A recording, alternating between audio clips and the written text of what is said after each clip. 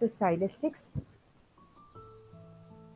Stylistics, before moving on to the term stylistic, we should know something called synchronic and diachronic variations. I hope you remember what is synchronic and what is diachronic that we have dealt when we saw the first block. You remember what is synchronic and what is diachronic? Synchronic change in a particular time. Changes at a given time Uh, can be. the, So if you, that's why I have given the example of writings of modern authors. If you are reading the modern authors, you will see that each of them have dealt with the subject in different way, depending on their culture, depending on their customs, class, and so on. So if you are focusing on those changes at a given time, we call it synchronic. And if you are trying to compare the difference of literature between the Elizabethan age and the Romantic age, you are actually doing dichro- diachronic study. That is diachronic. Okay, the changes of language as it is evolved over time. That is diachronic. Synchronic means the variations at a given time. So we are going to focus on the synchronic variation. And there are three kinds. I've told you that synchronic is important. When we discussed Escher, we saw that these are the two divisions, synchronic and diachronic, and we are supposed to focus more on synchronic study in order to study a language. So, synchronic variations can be of three kinds: variations in dialect, style, and register. Dialect is a regional, so social variation of a language. Again, a dominant dialect often becomes the standard dialect, as in the case of East Midland dialect. You have studied Chaucer, haven't you? There you have seen Canterbury Tales. He used East Midland dialect. That became later the standard dialect. Similarly, a dominant dialect of a region becomes the standard dialect of that place. In Kerala also we have a standard dialect. That is a dialect of the maybe dialect of the central part of Kerala. That is called the dominant dialect, which becomes the standard, which is the standard dialect. Again, there are some pronunciation differences between the dialects of different places, like British RT. Look at the differences. There can be the difference can be in the form of difference can be in pronunciation, meaning, or also in the structure. Look at the differences. In pronunciation, we have last, dance, castle, for English becomes last, dance, castle for Americans. Similarly, there are syntactic differences also. I'll meet him. Similarly, they say I didn't meet him. Instead, the British people would say I've met him. I didn't meet him. I haven't met him. I didn't get it. I haven't got it. That is how the British says. British uses this perfect form more than simple past, while Americans are fond of using simple past. Okay, that's a syntactic difference. Then there are the lexical differences also. Petrol, gas. Petrol is for British, and gas the same. Petrol is uses the petrol is gas for American. Similarly, luggage is baggage for American. Then there are spelling differences also. Color is color. COLOUR is British, while COLOR is American. Again, they all come under morphological difference. Dived, dove. Dived is the past participle form of British dive, but for American it is dove. Okay, the V3 form for British dive is dived, but it's in American it is dove. Civil advertisement is advertisement. Laboratory is laboratory. These are the differences. These are the basic differences. These are the dialectical differences. Okay. yes, ma'am. Moving on, idiolect. Idiolect is the individual variation of a language. How an individual uses a language. That is different from another person. So this is called idiolect is the individual variation of the language. Then isogloss is an imaginary line which divides two areas. Maybe it is an imaginary line between two regions which uses different dialects. There is not a physical line, rather the line would be imaginary. So if we have a district next to us, we would both of us would be using different dialects. There is not a line, there is not a concrete line, rather we think that from this place onwards these people use a different dialect. This is called an isogloss. Then when this isoglosses bundle, we call it a dialect boundary. There is a bundling of many isoglosses, we call it a dialect boundary. Now dialects and language. So there are descriptive and functional uses to distinguish the terms. Structurally, we call them. There's concept of structurally means that the changes can be described, or it can be based on the function of the language there. So there can be described in structural terms like the grammar, like meaning, their pronunciation, and also it's based on the functional level. So again, we have this concept of mutual intelligibility, which explains how these two languages, how two dialects can be counted as the dialect of the same language. So if a person who uses a different dialect understands the dialect of another person, then we can say that both of the dialects come from the same language. Okay, so this concept can be explained using the concept of mutual intelligibility. If I can understand the Malayalam by a person of a region, another region, that means both of them are dialects of Malayalam. Clear? And this concept is called mutual intelligibility. For example, Bhojpuri and Awadhi, they are both dialects of Hindi. Because a person who speaks Bhojpuri can understand Awadhi. That means both are dialects of the same language, that is Hindi. Then sometimes even two dialects won't be mutually intelligible to two persons. Even though both of them come from the same language, that won't be intelligible to another person. My dialect won't be intelligible to another person. Okay, for example, in Chinese there are two dialects, Perkins and Cantonese. These are not intelligible to, or a person who speaks Pekingese. I don't know how to be pronounced, how that word is to be Pekingese. I don't know, Pekingese. Pekingese won't be understood by a person who speaks Cantonese. Okay, again, sometimes a dialect will be raised to the status of a language through linguistic consideration. Most often, the political and um, social strength of a dialect determines whether it can be accepted as a language or not. If it is a politically strong, or if it has got power, if a language is powerful, if a dialect is powerful, it can be raised to the position of a language. Okay, a very influential dialect can sometimes become a language.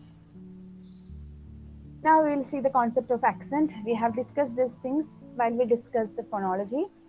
Again, accent is the peculiarities of pronunciation used by the speaker or to phonological variations in dialect. There are different types of accent. British accent, RP is a received pronunciation, that is the standard English accent. Standard British accent is called RP, and standard Indian accent is called the GIE, General Indian English. Similarly, American accent, GAE, that is English, which is followed by the public schools in America or CNN, like that.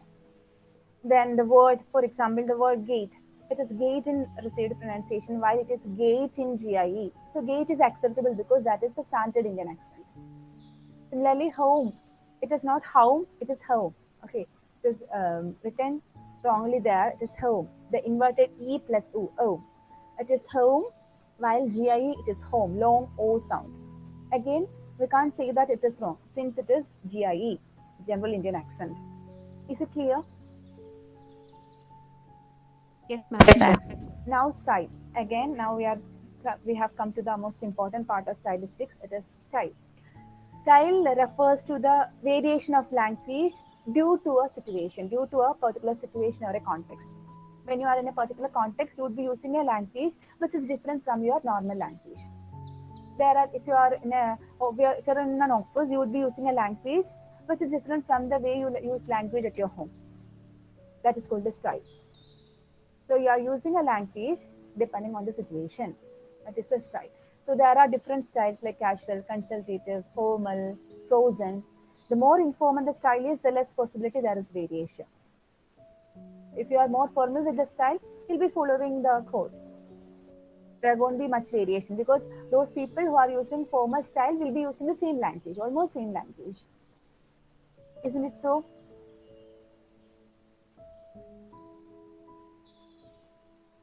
Hello? Yes, ma'am. See, if you are using a formal style, of course you will be following a style which is common among all those who use a formal style. There won't be much variations. But if you have a style of your own at your home, that would be different from other styles. But a formal style will be almost same. That's why it is said that the more formal the style is, the less possibility there is of variation. So we have seen the different types of style. An example is given here. Frozen style means a very it's too formal. Visitors should use the two exits at the rear on their way out. It is a very severe formal style, we can say. Formal means visitors should leave by the exit at the rear. Consultative style, would you mind leaving by the exit at the rear? Casual, you could leave by the doors at the back. Intimate, very intimate style is out you go by the back door. You can see the difference in the language also. The style has also changed as with the change of style, as with the change of situation. Okay, now moving on to register. Register is the language that is determined by the variation of the language determined by the subject matter. If you are using if you are a doctor, you would be using a language which is quite like unlike that of the common man. You would be using some terms which are familiar only to doctors. That is a register. Is it clear? Yes, If ma'am. it is a scientific writing, you would be using some words which are often in passive voice, some in the form of formulas, technical terminology, etc. We have an example here: neuraminic acid. Most of the words uh, seem Greek to us just because we are not familiar with those words. We are not familiar with those technical words. So they are all registers which are understood only by those people who are in that belong to that field. Literary register. This is about a register, but in the case of literary register, that that is determined by the precision and elegance. So, a literary register means it has to reflect language more clear and accurate. The reflection should be more clear and accurate in case of literary register. So it depends on precision and elegance. Moving on, linguistics and literature relationship. Uh, Linguistics, as you know, studies the structure of language, while literature makes use of the aspect of these linguistic features. Okay, so linguistics studies the system or structure of language, while literature use those structure to express what I want to say, what the writer wants to say, what the critic wants to say. So again, linguistics could be taken as parallel to lang or code. If you are taking linguistics as lang or code, we can call literature as a parole, the way of expression. I hope you can. I hope you remember lang and parole. Lang is the underlying structure, while parole is the realm of freedom. It is the way you express language. So literature is connected to parole, while linguistics is connected to lang. Okay. Hello. Okay, ma'am. Then again, it is not only linguistic system. We use language to communicate. So there is the social purpose also. While literature recreates and even though it recreates and reflects life, it ultimately comes from the imagination of the writer. Even though he is trying to project the real life situation, then also we can say that it is not 100% 100% real. That comes from his imagination. So there are colors of his imagination in a writing. So you can't say that literature is complete reality.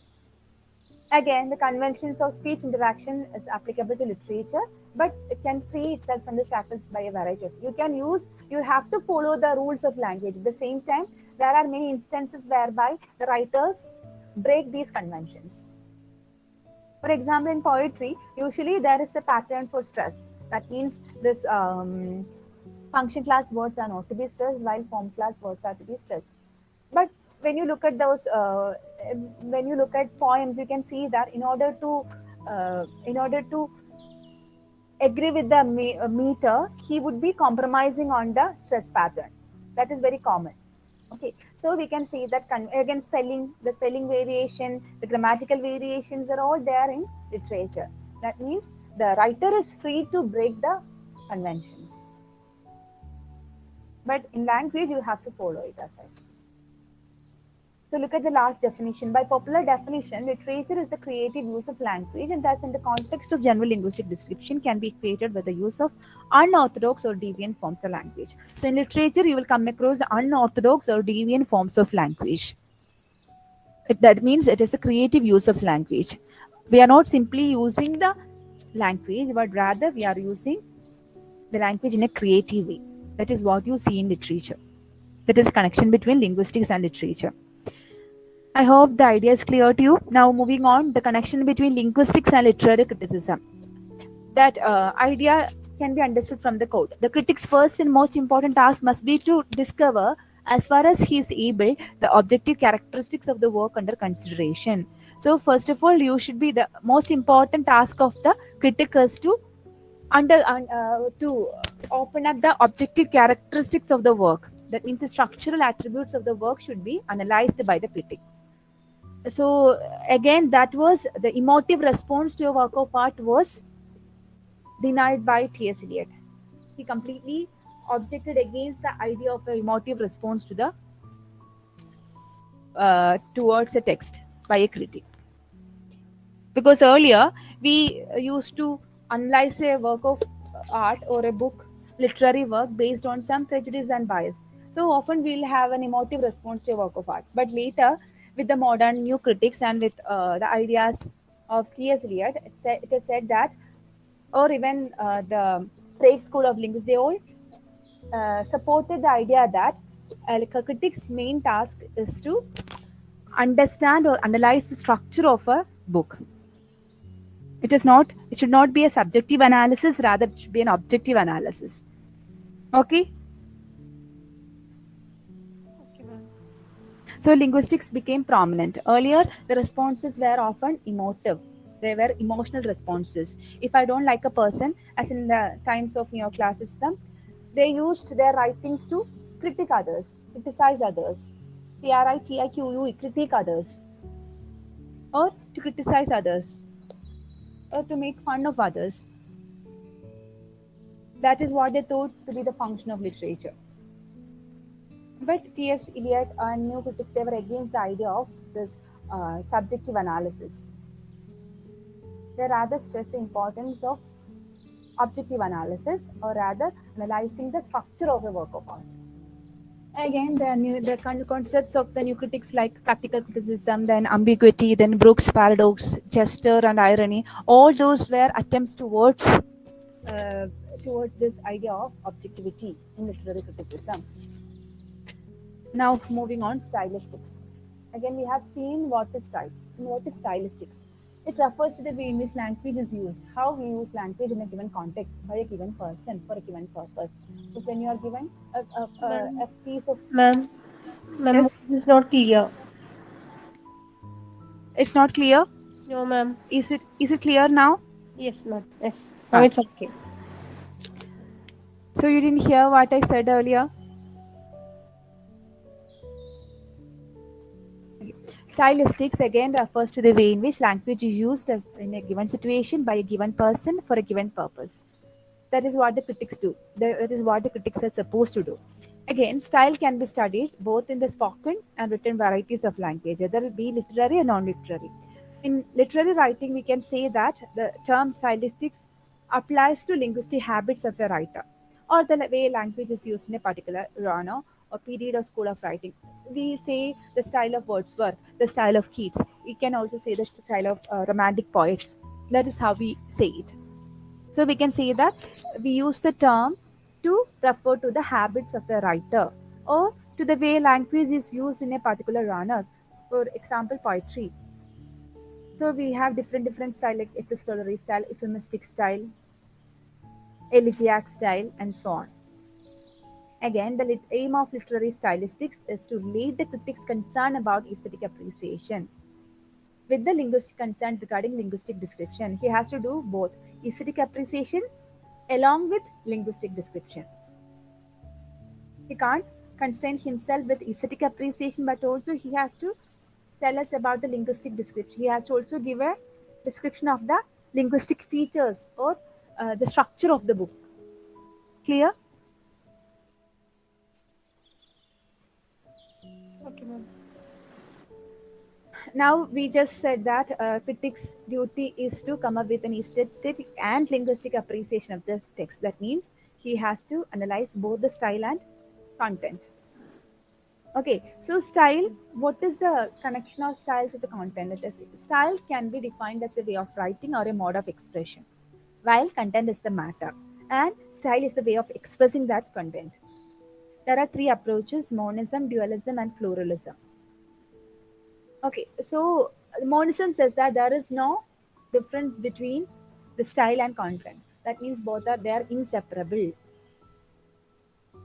Again, according to monist view, it began with Aristotle and Plato. It was there from olden times onwards. There is no distinction in a language between form and meaning. You can't distinguish or you can divide a meaning. You can't distinguish meaning from its form or from its style. Then Flaubert said that it is like body and soul, form and content to me are one. There is no difference at all. So he also said about the inseparability of style from the content. Look at the sentence: "Come stealing night, scarf of the tender eye of beautiful day." What are the figures of speech used by the writer or Shakespeare? You have studied poetry, haven't you? These are lines taken from Macbeth, Act 3, Scene 2, 46 line. "Come stealing night, scarf of the tender eye of beautiful day." Which all are the figures of speech used in these lines? Very good. Personification. It is personification. That means Macbeth here is speaking to both the night and the day, as if they were capable of sight and action, right? "Come stealing night, scarf of the tender eye of beautiful day." Do you know the occasion here? He's floating to murder Banco. So he calls on the night time to come quickly so that he can cover up his murder. Because he is calling night. Night stands for evil or darkness. So he is choosing night. He has chosen night, that is evil time, and he is at the same time he is ashamed of it, because in him he has this natural compunction, that is pity or love or virtue. So he doesn't want this evil part of him to see the. He doesn't want this. That good part of him to see the evil that he's going to do. That's why he says that, "Come stealing night." So he wants this night to cover up the evil that he is going to do. Clear? Can you separate the style of this poem from the content?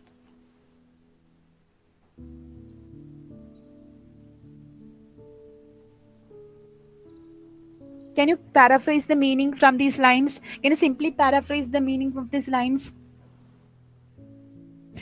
Again, night and day are personified.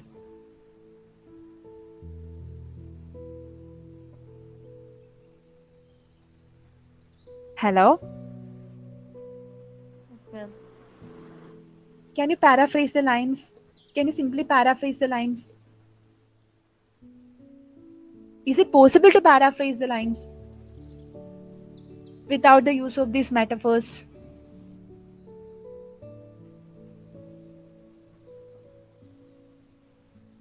Even when you try to give a paraphrase of it, it won't be complete without using the appropriate metaphors as Shakespeare has used. Okay, because he is expressing his mind. So we can see that these metaphors or the personification, the figure of speech denies a literal sense. So we are forced to make sense out of these lines. Even though these night and days are not persons, as we know, we still take them as persons. So we are forced to find an interpretation beyond the truth functional meaning, right? So we can say that here the style is inseparable from the content. It's not possible to paraphrase those lines without the help of those metaphors. The metaphors serve to express the idea of the writer, or the metaphors serve to express the mind of the speaker. Here in this context it is Macbeth. Clear?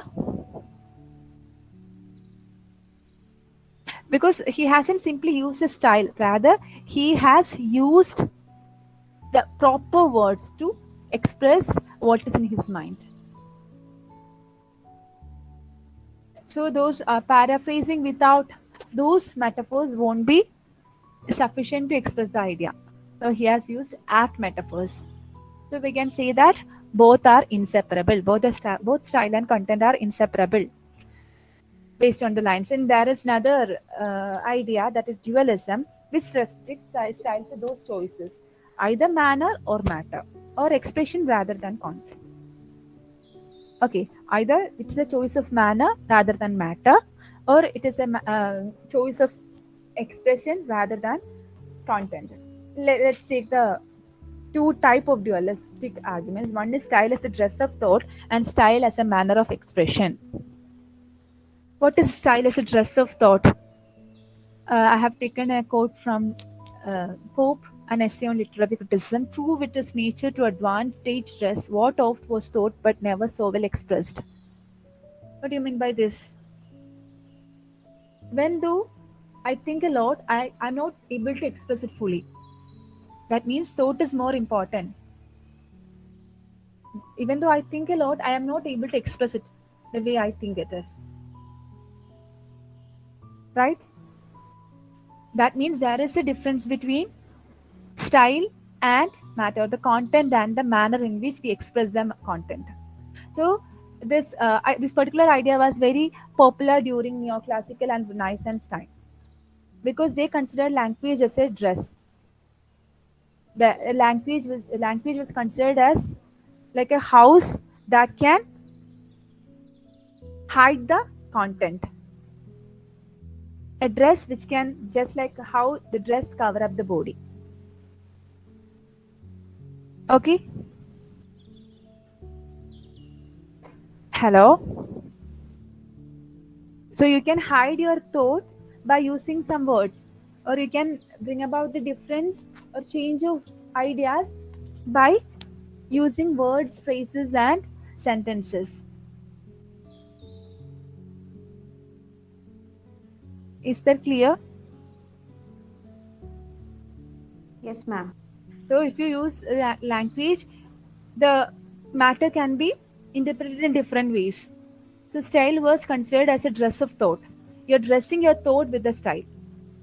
So that is why neoclassics were so fond of mock epics, because whenever they want to ridicule their opponent, they used mock epics. They used to write mock heroic poems, so that they thought thereby they can ridicule others, they can make fun of others, they can satirize others. Next is style as a manner of expression. Again, here also the substance or content of the thought is same, but the manner of saying it, again, the manner of saying it, be it words, phrase, and language, the way we choose it would be different. That vary the total meaning. So just in the choice, in this way of putting things, the style resides. Again, look at the sentence. The speech was made by the senator after dinner. You have two sentences. The senator made a postprandial oration. Both mean the same. The speech was made, the content is same. But look at the change. So the way you use language can bring about some slight changes. The speech was made by the senator after dinner. It gives you sense. But look at the second sentence. The senator made a postprandial oration. It gets a significance here, right? It is more significant than the previous one. It just related to our sense, or it's just related to you what is the content. The speech was made by the senator. It's a passive voice sentence, and it is very plain. The meaning is very plain and it makes sense. What about the second one? If you want to give a sentence significance, you have to use the words accordingly. That is what style as a manner of expression says. You can say the same things in different way. Okay, clear? Yes, ma'am. If you are adding stylistic value to sense, that gives to significance. So when you are attributing some more qualities to your words, or if you are trying to use more standard words in your language, it becomes more significant. That's why we call some people orators, because their quality, the way they use words would be quite different from the way we use it. When we say something, it appeals to our sense, or it carries meaning. But at the same time, when we use the sentence in a different way by using more elaborate words or more flowery words, it would sound different. It would be more significant. It sound more significant for the listener. Is that clear? Yes, ma'am. Okay, now we are moving to the last one, pluralism. Again, according to pluralist or pluralism, language performs a number of different functions. Earlier we saw that style and content are same, and dualism said that you can use style to hide your thought, and the second was that you can express a language using different styles. And when coming to pluralism, you see that language performs a lot of different functions, and any piece of language is likely to be the result of choices made on different functional levels. Let us look at the different functions of language. Can have a referential function, just like you read a newspaper. When you read a newspaper, the function of language is referential. When in advertising, the language will have a directive function or persuasive function. It persuades us to do something. It persuades us to buy the product. Then there is emotive and social function. So thereby you can maintain your social and emotional bond, a casual conversation, a small talk. So all they show that choice of language are interrelated to one another within a network of functional choices. So you can choose language according to the function. Okay. That is what pluralism says. Now we are moving on to literal versus figurative meaning. Literal meaning is the core meaning, that is the central meaning. That is the non-figurative meaning, that is the surface level meaning. So the language that we use every day is to be taken literally. But figurative meaning is the inner meaning. So implied meaning, it's kind of implied meaning. You can, in literature, you can see that they use figures of speech like metaphor, simile, then personification, symbol, irony. Thereby, they bring about a different meaning. They give us an implied meaning. There is a meaning beyond the words. That is called the figurative meaning. Even a pronouns can bring about a change in the meaning. Okay, so the language of literature is basically intended to be taken figuratively. This has been done through foregrounding. This is done through foregrounding. Now we are going to see what is foregrounding. Again, this is a very important question, foregrounding. This question has come for the exam many times. Foregrounding. So foregrounding means to make some aspect of a discourse or representation the primary focus of attention. So when you read something, if you find that some part of the reading is more highlighted than the others, that means that words are foregrounded. So some pieces of information are given prominence in relation to other information. That is what you mean by foregrounding. So this was first used by Prague School of Linguistics to refer to stylistic feature characterizing poetic language using verbal devices. They have applied the verbal devices like irony and metaphor. These the stylistic features were applied to poetic language, and thereby they try to find out those words which are foregrounded in poetry. Then it can be achieved through deviation and parallelism. Now we will see what is deviation and parallelism. They are the two linguistic devices. So this foregrounding is achieved through deviation and parallelism.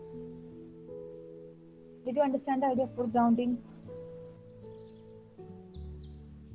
Yes, ma'am.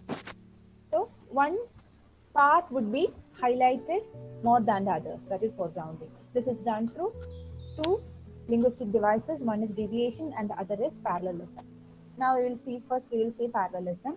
Parallelism means there are constructions in which one of the structure will be given, one of the structure seems equivalent to another one. Then it uses phonological parallelism That means through over regularity, rhyme, rhythm, meter, alliteration, assonance. They're all examples for over regularity. So that is not regular. That is not common in a normal language. Rhyme, rhythm, meter, alliteration, assonance. So these devices are used to foreground poetry, as you see in poem.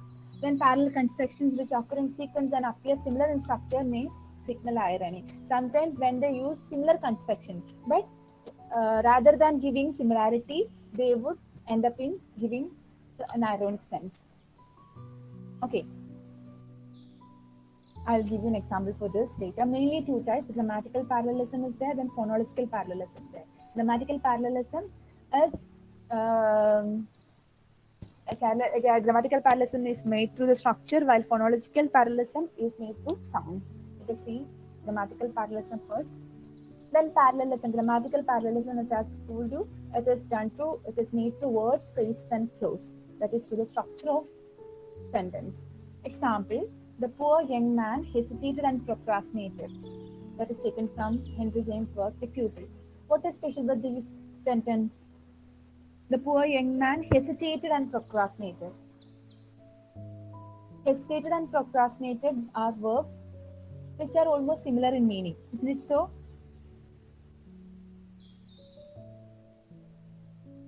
Hello? Yes, ma'am. Aren't they almost similar? Hesitated, procrastinated. Yes, ma'am. Then this is an example for parallel construction. But these two words are used to reinforce the meaning. Then he is hesitated and procrastinated. So by using a parallel construction, he emphasized the idea of his mindset.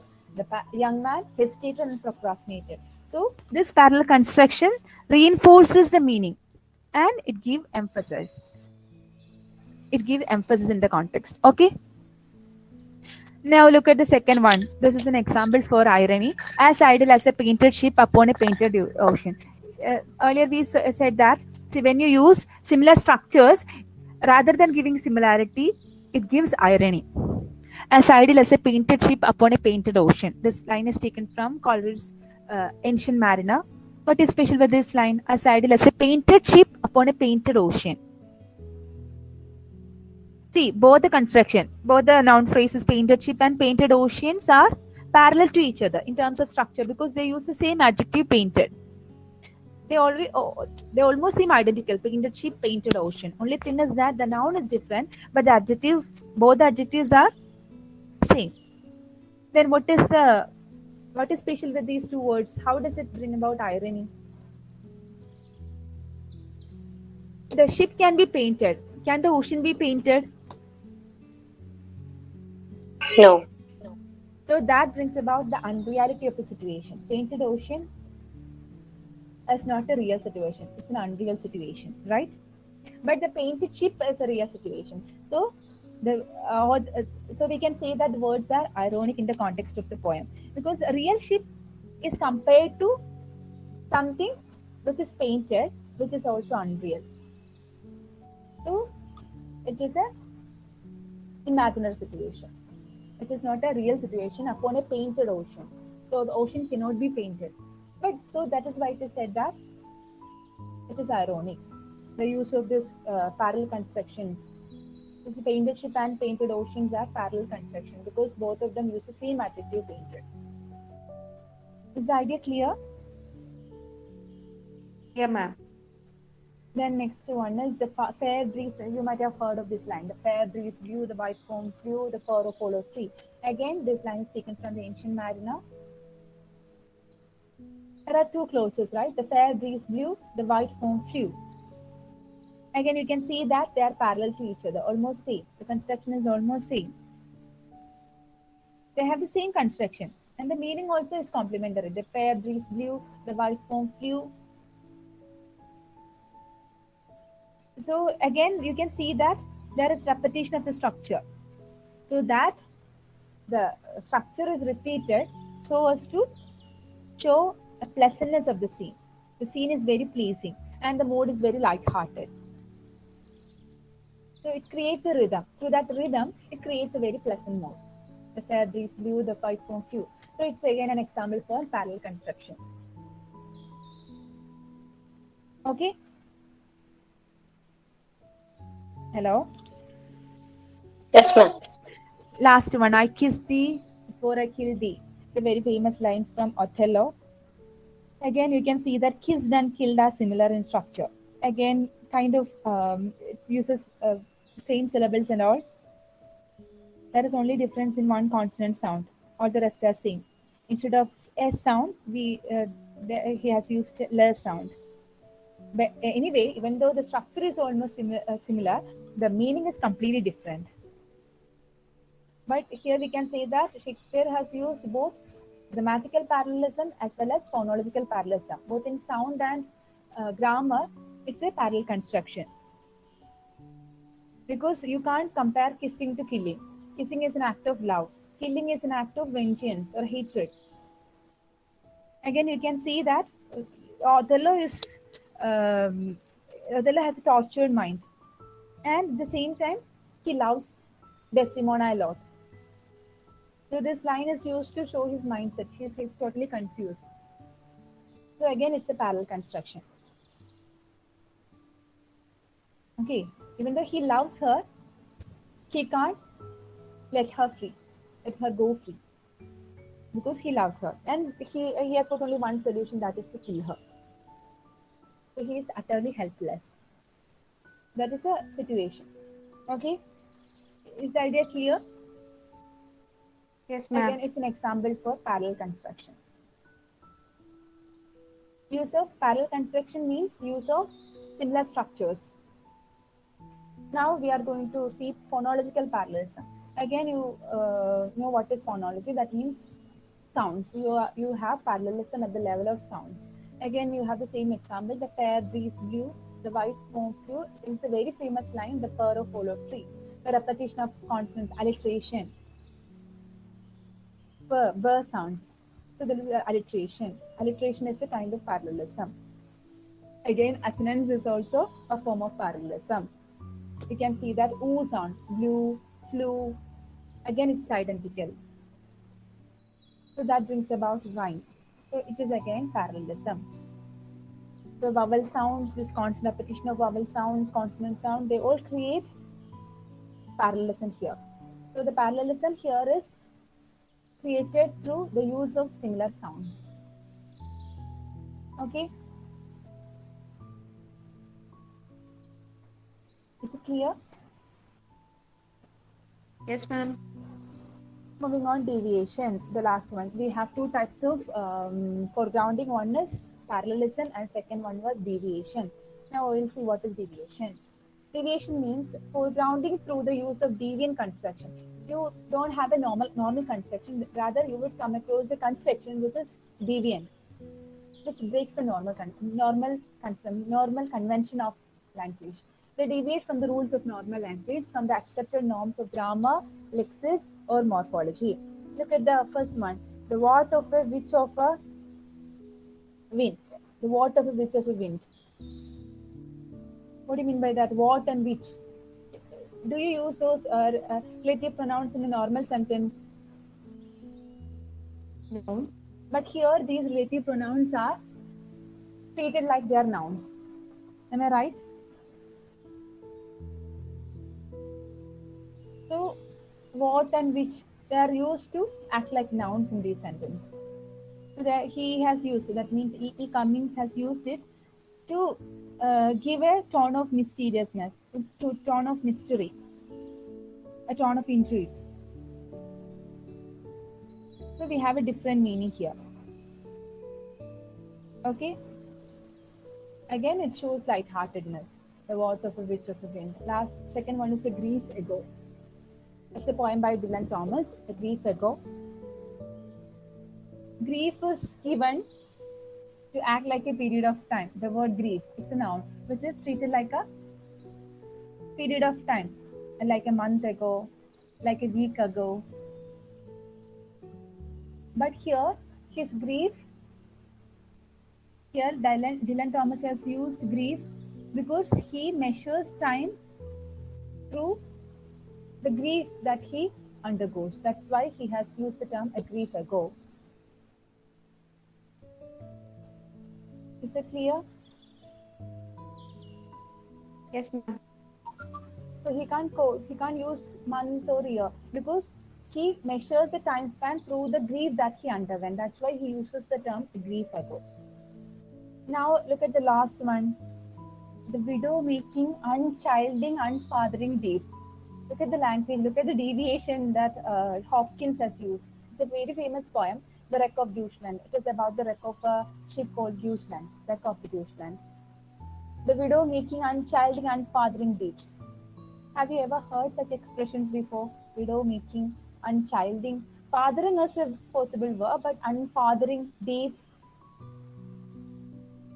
Again, you come across three adjectives which are not there in language. But here, he has used them for a particular purpose.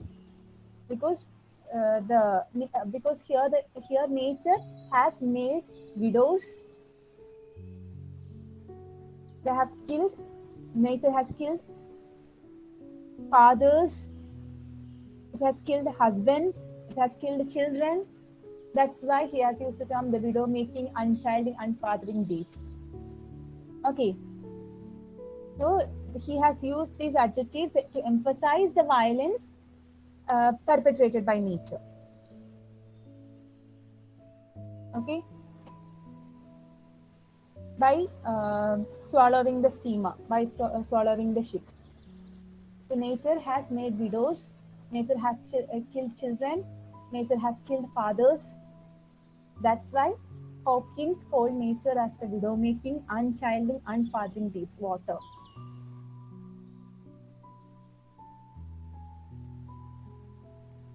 Okay, by swallowing the ship, nature has become widow-making, unchilding, and unfathering. Is the idea clear? Ma'am.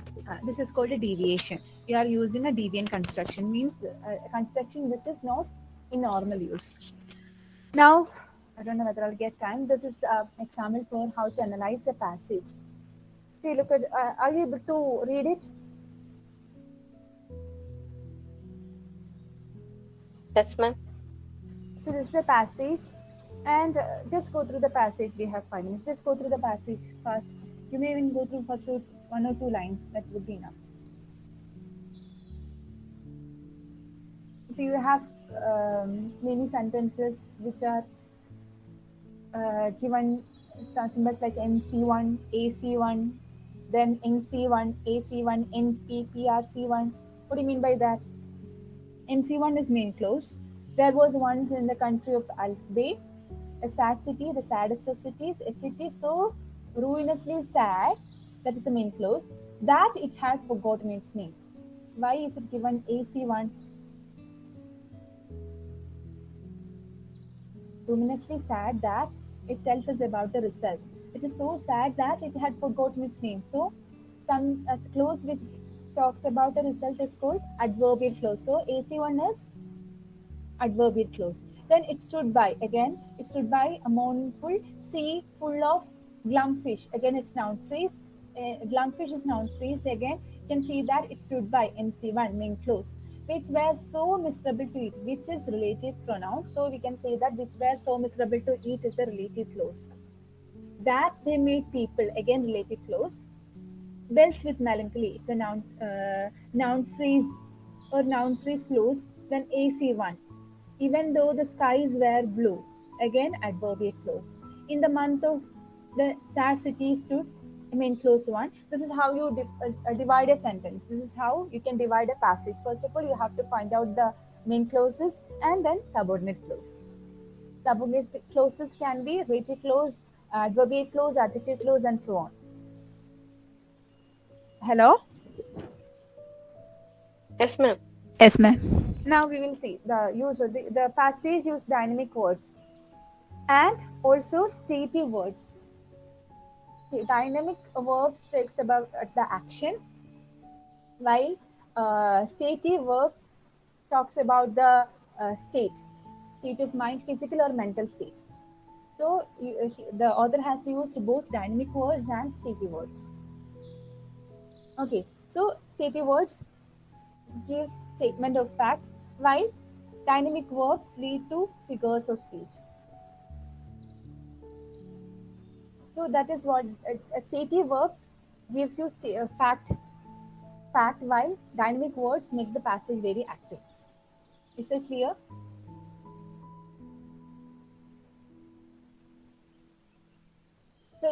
So that we get a kind of realistic description. There is action, there is also the state.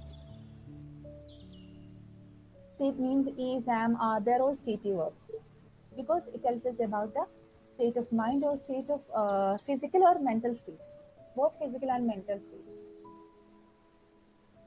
So you had forgotten, stood, made, told, looked. They are all examples for stative verbs, while belched, manufactured, packed, poured, hung, stuffed, they're all dynamic verbs. Hello? Yes, ma'am. So an example is given here. So because we are given a kind of figurative speech by using this dynamic words. Look at the description. They were prancing to battle instead of they were going to battle. Look, they were prancing to battle. So prancing is a stative verb. Sorry, it's a dynamic verb. By using a dynamic verb, or he can bring about, the author can bring about a very active situation, a mood of an active situation. They were prancing to battle. So that is why it is said that dynamic verbs can lead to a figurative speech, like black smoke poured out of chimneys, because they are given, they are treated like figures of speech. They are treated like a person. Then now figures of speech include changing the qualities of phenomena. You can see personification, as I've told you, sad city. Then concretization of abstract qualities. When abstract qualities are concretized, like sadness. Sadness is an abstract quality, right? You can't see it, you can't feel it, you can't touch it, but you can only feel it. So sadness is treated like a commodity. In sadness was actually manufactured. So this abstract quality is treated like a concrete object. Then again, you can have examples of treating categories of phenomena as if they belong to another category. Black smoke. Actually, black smoke is gas, but here it is treated like liquid, poured into. Black smoke poured into. Black smoke cannot be poured, but here it is treated like a liquid. Then that is another feature. Then similes are used. Black smoke, ruined buildings that look like broken hearts. It's an example for simile. Then black smoke hung over the city like bad news. Again, simile. Are stuffed with cheery stories as the sea was full of glum fish. Again, it's an instance of simile. So many similes are used. So all these create a feeling of atmosphere different from that of an everyday life. You get a different picture here. The place is not, the description is not that of an ordinary place. This place is something different. So you are led to a fairy tale world using these similes and figures of speech. Now, the other stylistic features are use of a large number of noun phrases. We have seen many noun phrases used by the author.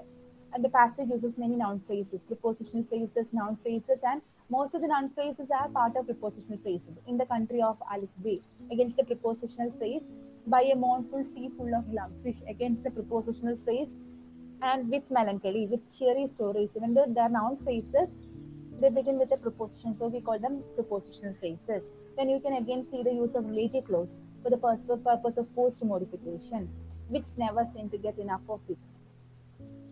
Then it is not only giving a new information, but also they act like comment providers. Like they provide comment through humorous or ironic means. Again, you have the repetition of construction, parallelism. Sad city, the saddest of cities. These are examples for parallel construction. Saddest of city, a city so ruinously sad that then sadness manufactured, packaged, sent. See, they are all words. Again, black smoke poured out. They are all examples for repetition of constructions. So these are the stylistic features of the passage. Now let us analyze the poetry. The bar she sat in, like burnished thorn, burned on the water. The poop was beaten gold. The purple the sails, and so perfumed that the winds were lovesick with them. These lines are taken from Shakespeare's Antony and Cleopatra, Act 2, Scene 2, lines 196 to 97. Just go through the lines and find out the consonants and vowels, dominant consonants and vowels. Let us take the first line. The barge is acting like a burnished stone burned on the water. What are the dominant consonants in that first line? B sound. Okay, B sound. Again, then which is the next prominent sound? In, burnished, thrown, burned, on the water. Is it a? I No. asked you about consonants. N N sound. N sound, right? N sound. N sound. So, what about the second one? The poop was beaten gold, purple the sails. Per sound, right? Per, and then we have L sound also. Gold, purple, sails. Isn't it so? And the last line, so perfumed that the winds were lovesick with them. Look at those words, so perfumed that the winds were lovesick with them. Which all are the dominant consonants? W.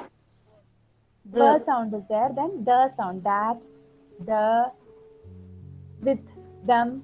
The sound is again dominant, isn't it so? Now let us see the effect of this consonant. See, the dominant consonant, as you said, it is B and N. The second line, it is P and L, and the third, it is D and V. Again, you can see that P and B are closest. B is the voiced counterpart of G, right? P is voiceless, B is voiced.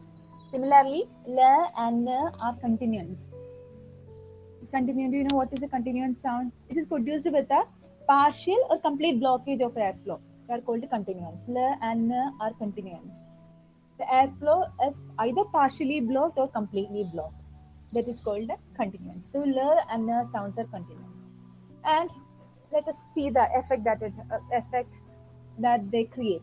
When B is voiced, which is harder in quality, while P is softer. So the barge, the description of barge is in the tone of heavier. It takes a heavy tone. Heavy, it's more solid because the lines uses the voiced sound B. So we can say that the barge, the sound of the barge, or the way the barge comes out is heavier and it's more solid. And the poop means the rear part of the ship. Then the poop and the sails. Because in the second line you can see that it uses the voiceless part P. So compared to the second line, the first line sounds more heavier. So, sounds heavier, more heavy, and more solid compared to the second line.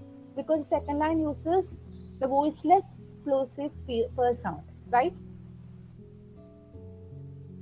At the same time, by using the continuant sounds, L and N, the lines get a liquid nature because the continuants can provide liquid nature of the sound. So barge is moving through the sea.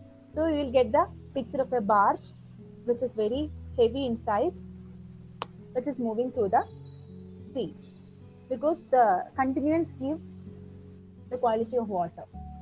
Clear? Clear? Yes, ma'am. Again, you can see that they give the first part, the use of B and N in the first part give a glistening quality to the lines, while the second part, where we have the use of P and L sound, gets a picture of or gets a gliding quality, a flowing quality. Again, you have seen the use of dental fricative the and labiovelar approximant v. That also that those sounds are used to bring about an effect of fusion of fantasy and reality, because v sound is used to show the idea of togetherness or vastness. Again, the sound is often used to show the reality. It is this, that, there, these.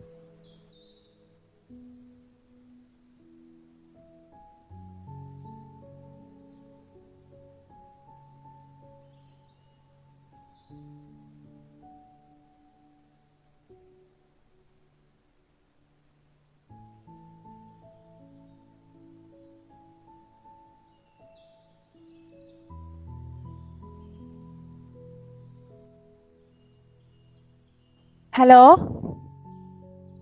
Hello. Yes, ma'am. Have you lost connection? Now we have seen that the vowels and diphthongs are also used, and the vowels and diphthongs used here are mainly friend sounds or central sounds. Do you remember the friend vowels and back vowels and central vowels? Which all are the friend vowels? E, A, and also central vowels A. See, they are all unrounded vowels. Unrounded vowels means vowels which are pronounced with flat lips. They are unrounded vowels. But back vowels are also used. Only three back vowels are used. Which all are the three back vowels which are used?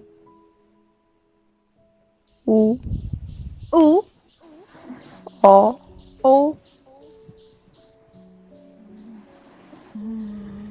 Let us take the lines one more time. Look at the burnished throne O sound. Again, even though it's a vowel, you can take it as a diphthong because in diphthongs also we use this U sound, right? Throne, gold. Again, we get a combination of A and U. U is a back vowel, right? yes. Is U a back vowel? Yes, ma'am. Then you get the combination of back vowels in certain lines. Throne, gold. Again, the bar she sat in like a burnished throne. We have a back vowel there. Oh, then burnt on the water. Again, on doesn't use O sound. Rather, since it is unstressed, we can say that it uses a sound. Burned on the water. Water uses O sound, which is a back vowel. The poop was beaten gold. Again, gold uses the diphthong O, just like in the word throne. Own, gold. Purple the seals and so perfumed that. Perfumed. Again, you have a back vowel there. Which is the back vowel? U, O sound. U, Perfumed that the winds were lovesick with them. So we have three back vowels, right? One is O, it's a combination of it's a diphthong. Then we have O sound in water. Then O sound in perfumed. So, isn't it so? So we got three back vowels. All the rest are friend vowels and central vowels. So what is the quality that these vowels give, or what is the sound effect that these vowels attribute to the lines?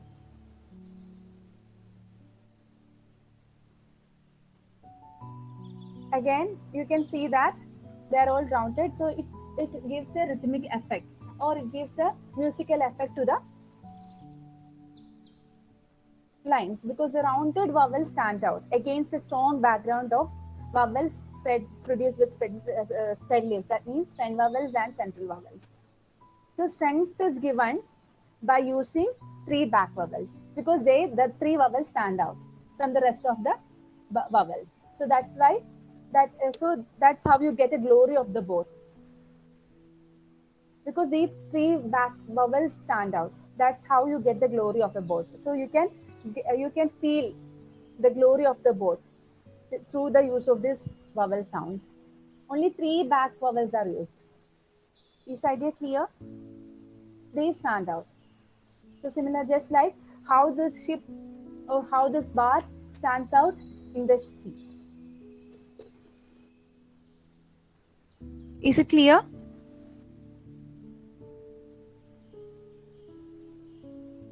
Is that yes, clear? ma'am. So this poem uses a lot of friend and central vowels, but it uses only three back vowels. So these three back vowels are used to give strength to the lines, so that it can give effect of glory to the barge. Again, you get the description of a boat, which is a surface level meaning, and the deeper meaning is the boat, the glory of the boat. Then its various parts. They are indirectly not just describing. It's not actually describing the beauty of the boat. Rather, it describes the person who is sitting in the boat. Who is the person sitting in the boat? It is none other than Cleopatra. So the boat is described to get our attention to the person who is sitting in the boat, or the barge, which is who is an exotic creature. Okay, so she is very feminine. And all these ideas are being suggested using the sounds, vowels and consonant sounds. Clear? Because again, just like how you use back vowels to give strength to the picture, we have the person sitting there who is who is a very unique creature, who is a very beautiful person, that is Cleopatra, who also stands out among the barge. Is the idea clear? Hello? Yeah, ma'am. This is how you analyze a poem. So now you know how to analyze a passage and how to analyze a poem. I think we'll stop here. Then you have many examples of passage analysis and poem analysis in your text.